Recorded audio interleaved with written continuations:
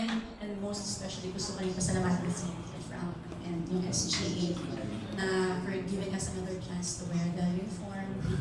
Siyempre, hindi na natin alam kung hanggang kailan na lang kami maglalaro. Pero sobrang laking bagay yun sa amin. And kung wala yung support ng mga tao po, wala din kami dito. And of course, tiwala ang coaching staff kung bakit kami nandito. Thank you so much. So, huwag kayong magsasawa, magkita-kita tayo sa Kandon, supportan niyo kami. Ayun, so ibibigay ko na sa kanila. Sis?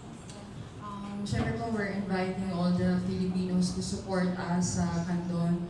And hindi po gusto rin namin i-take yung opportunity para pasalamat po sa aming mga club team owners na binigay din yung commitment nila dito para kapaglaro kami ulit for the flag. And siyempre din po yung mga makakasama namin na nagpapasalamat din po sa commitment nila sa mga teammates namin na maglalaro for the national team. Nina?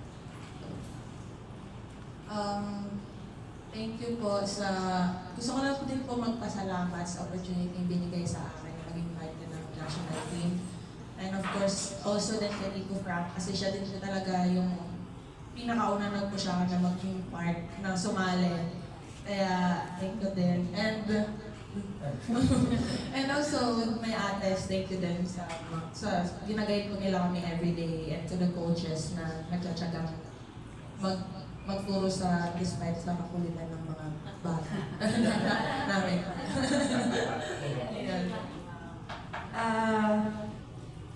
I just want to say thank you also to Ribisco for allowing us to be part of this and for also and for the unending overwhelming support nila Sir Jonathan, sila Sir Ana, Senator Nalili, and I want to take this opportunity also to thank all the players, former, recent, and siguro basta naging part ng national team kasi we all mean well for the national team and lahat ng commitment na binigay nila sa national team talagang ang sarap din sa pakiramdam bilang isang atleta. So nagpapasalamat kami sa lahat ng mga atleta na nag-represent ng national team.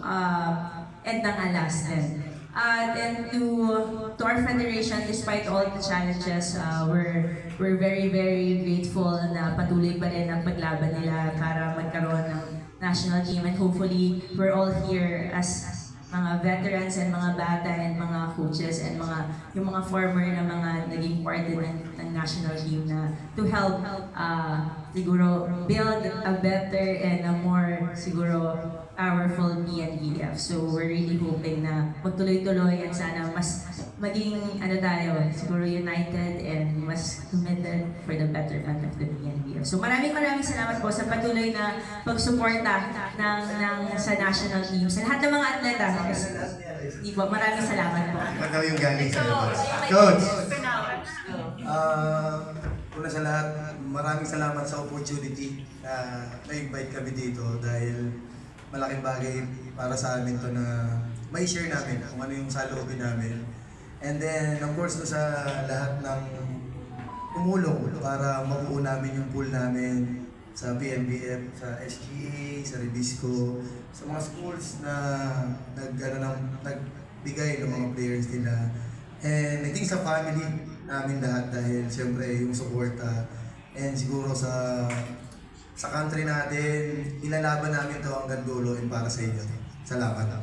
Yes. Of course, Coach, thank you very much and ladies, thank you very much for coming. Patuloy po natin suportahan ang laban ng ALAS Pilipinas. This has been your PSA Sports Forum. God bless. Great day, everyone.